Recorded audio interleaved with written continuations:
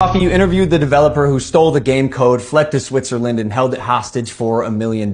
Well, his name is Zach Kelling. Surely, as the internet detective that you proclaim to be, you would know that he spent time in prison for multiple felonies, one for aggravated robbery, armed robbery at a liquor store, and the other for, surprise, obstructing the legal process. I can see why you kept him anonymous. Who we'll be calling Z here. I guess among many things, it doesn't surprise me that he lied about having 30 engineers and a $50,000 a week burn rate. On my end, I have 30 engineers. I'm burning $50,000 a week. Which, side note, is how this delusionist landed on the $1 million code ransom, but it turns out he only had 3 engineers. Wouldn't someone with journalistic integrity know their credible source had not only an agenda, but a fondness for orange jumpsuits?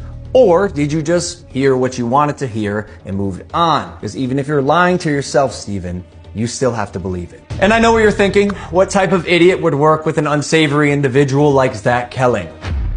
I guess that's what I get for trusting the team that I relied on to vet and manage Eddie's hiring process, who has turned out to be a professional conman that I have since learned fooled billionaires, the Mormon Church, the owner of the New York Yankees, and now me. And surely you knew Emilio, the gentleman who supposedly let his child invest in a cryptocurrency, was allegedly responsible for 2 rug pulls before you interviewed him. So either you missed that or you knew it and failed to let the public know. Why? Because it was a clear sign that he was also untrustworthy. You seemed pretty excited when the guy told you that he couldn't hatch the eggs. Wait, you can't even hatch? No, I'm telling you, it's just a picture. You're kidding! You can't hatch? You're kidding! You can't hatch? You can't hatch? Yeah, 1 second of research would prove that to be false, as you can definitely hatch eggs and even breed your animals. Click on that. Oh, we got a duck. And as you pointed out in your fine print, cross-hatching was available on ETH at one point, but you perpetuated the opposite as truth with your chest out. Basically, nothing worked. And by the way, guy, almost all NFTs are just pictures. I'm telling you, it's just a picture. And surely a real internet detective would not break criminal and civil laws in trying to get information, right? So why have you allowed the illegal recording of Jeff's phone call without his permission? And then, more like an internet criminal, post it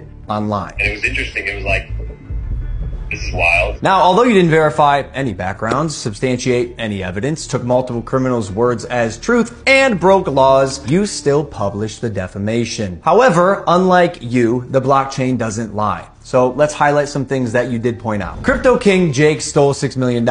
True or not, we had already removed him from the team when we realized he was a bad actor and his motives were purely financial. Conman Eddie, lead developer, stole $1.7 million. True or not, when we learned he was a bad actor as well, he was immediately removed from the team. While myself and Jeff sold nothing and made nothing as verified through investigation and the blockchain. Jeff, Logan's manager, to my knowledge, never sold.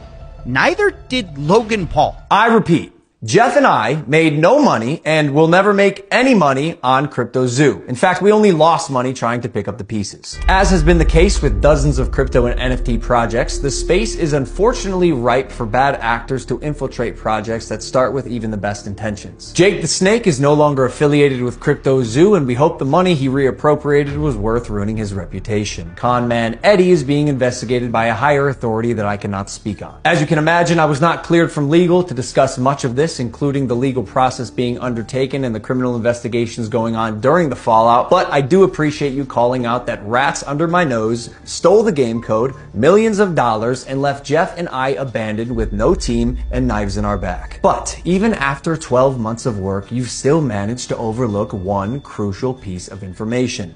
See, even though I've said it's coming so many times, you've assumed that cryptozoo isn't being made. Who are you to decide when the development timeline ends? I got everything stolen from me in our community, stopped promoting publicly as soon as I knew the extent of the internal issues, took all of the heat on social, and you still published a defamatory hit piece fully knowing I was innocent just so you could enrich yourself in your $10 million studio. Sharp, but deeply unethical, dangerously misleading, and illegal. I suggest you use the money you got from pumping your Patreon to hire a good lawyer. You're gonna need it. And maybe we could have talked about this if you had reached out to me, personally. Not my manager, Jeff, who is not me, Steven, but the first time you did was on Christmas Eve after you released your series so you could rely on false statements and unreliable people used recklessly. The subject line was third request for comment. Yeah, not quite. This will be my 3rd time reaching out to you and your team. The first 2 times were through your manager, Jeff.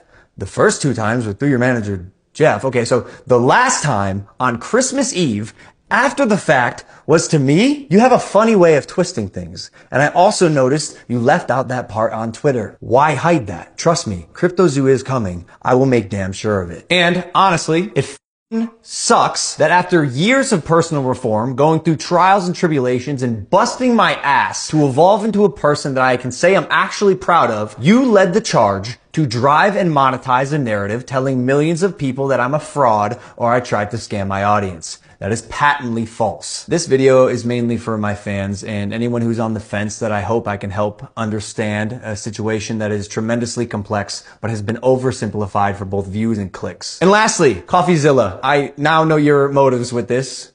Clout and money, good for you, but also you're slimy as f. So I'm not going to come on any of your podcasts. If you want to come on Impulsive and talk about this, that's fine. You've denied my invitation multiple times. You're still invited. It can be a one-on-one. If not, we're going to handle this ourselves while we continue to build cryptozoo, and I'll see you in court.